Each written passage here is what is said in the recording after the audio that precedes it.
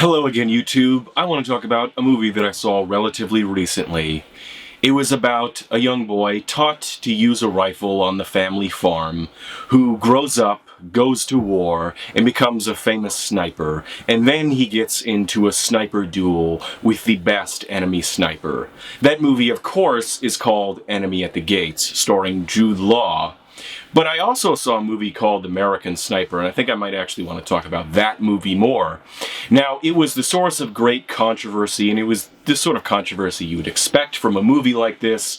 You had liberals pointing out certain things that Chris Kyle actually said, versus conservatives going crazy over anyone with the audacity not to blindly venerate anyone and everyone who's ever worn an American military uniform.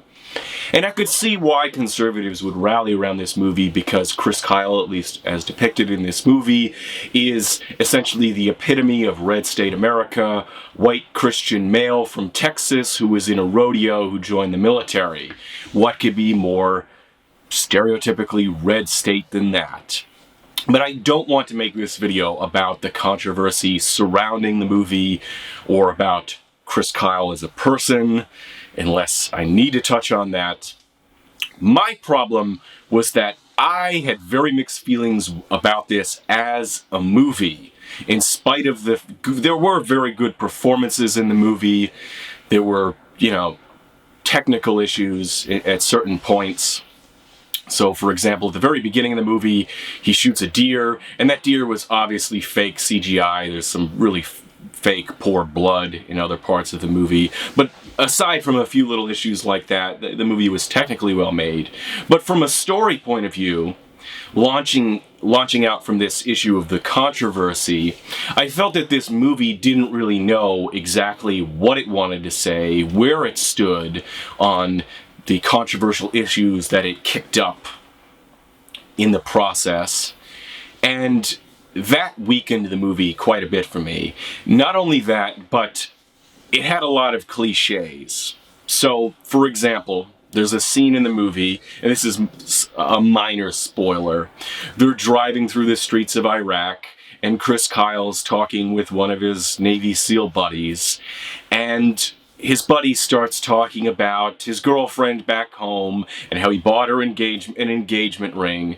And now I've seen a lot of war movies, and so my first thought was, okay, he's talking about his girl. This means a bullet is going to come through the window and strike him in the head and is going to be dead, because that's what bad movies do.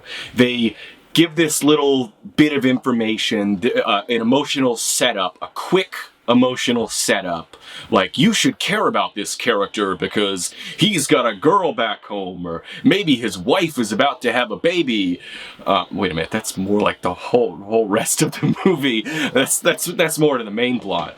They offer up something about a character you would otherwise know almost nothing about, to make you emotionally invested in the character very, very quickly, and then they do something to, rip the rug out from under you and have this emotional reaction like, they killed so-and-so, no!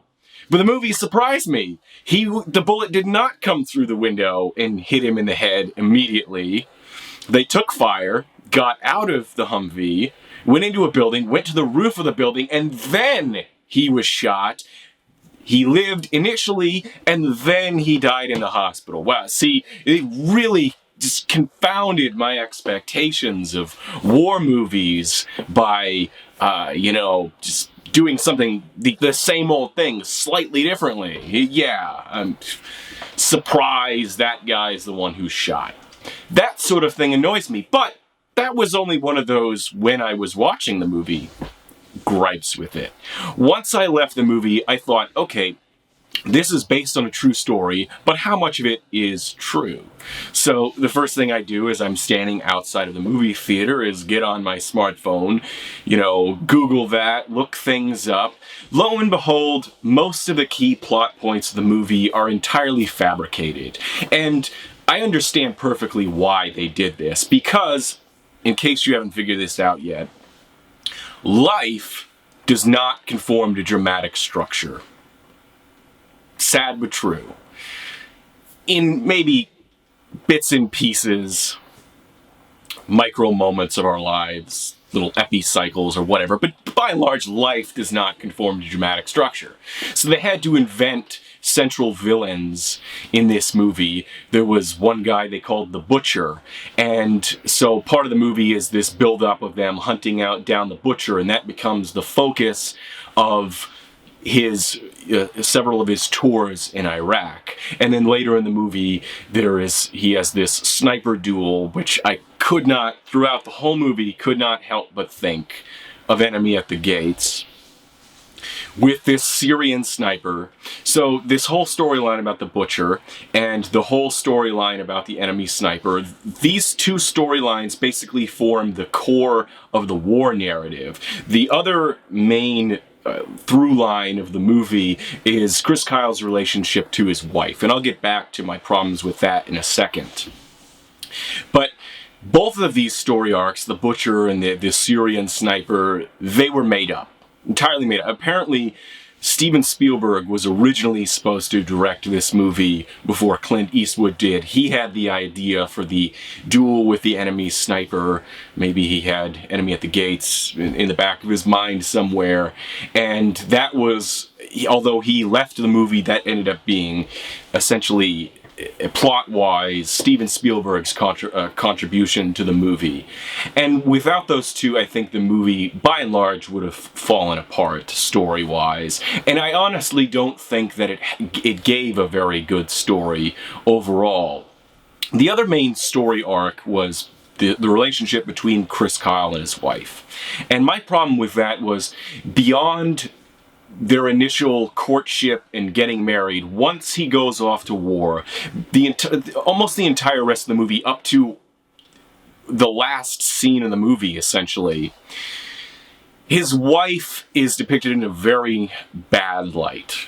She's depicted as whining, why don't you quit the military? Why don't you come home? And you almost, or at least I personally, watching the movie, just wanted to be like, lady, you married a soldier. What were you expecting? Going to war and possibly getting killed, that's kind of in the job description of joining the military, especially an elite branch like the Navy SEALs. Apologies for the stupid alert thing on my phone. Two of the main parts of the plot line were completely fabricated. The wife was made to seem like a whiner for most of the movie, until the very end, when they tacked on this, oh, you really are a great father. And although maybe somewhere in the back of my mind I had known that he died, when it got to that scene, again, speaking of predictable movie things, when it got to the scene where his wife is telling him what a great father he is and how much she loves him, I'm like, this guy's gonna die. I don't know how, I don't know when, wouldn't even make all that much sense, but this guy is gonna die. I usually have a pretty good sense for that. That means I watch too many movies and TV shows, I know, when you can start to see these setups. But nonetheless, it proved to be true.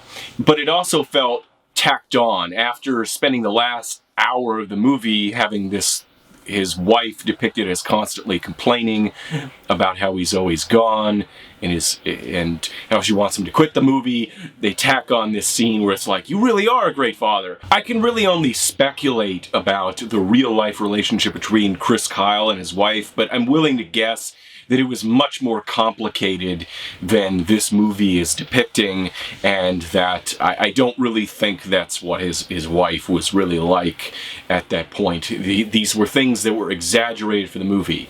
So, to rehash, some of the major plot points were made up for the sake of the movie and giving a dramatic narrative. It had a fair amount of predictable war movie things. The wife didn't really come off very well in the movie, and politically, in spite of all the controversy, I feel that the movie did not really know what exactly it wanted to say or where it stood. It was muddled in that regard, and it left a kind of ho-hum taste in my mouth. It wasn't the worst movie I've ever seen. It didn't have glaring plot holes. It didn't drive me up a wall like watching Man of Steel or other movies, because it seems like every time I make a movie review, I'm like, this movie sucked. I wouldn't say that this movie sucks. It didn't. It had great performances. In spite of what you might think of the real Chris Kyle, I could see why they would nominate Bradley Cooper for an Oscar, although he didn't win. But nonetheless, I just felt that this movie was kind of flat. It wasn't a particularly good war movie. It's called American Sniper, and there's not a whole lot of sniping in this movie. The fact that he had all these confirmed kills is practically an afterthought. So on the whole, I just can't really recommend this movie. It wasn't a terrible movie. I think that the controversy isn't even all that interesting or surprising. Nonetheless, I would say you should probably skip this movie unless you feel some compulsion to watch it. If you want to watch something better about the Iraq War, I would recommend the miniseries Generation Kill, that is also based on a true story, and it has much more complexity to it. It is about the 1st Recon Marines at the very beginning of the Iraq invasion and what they experienced, and it gives a more nuanced and interesting perspective on the war, and with much more interesting characters.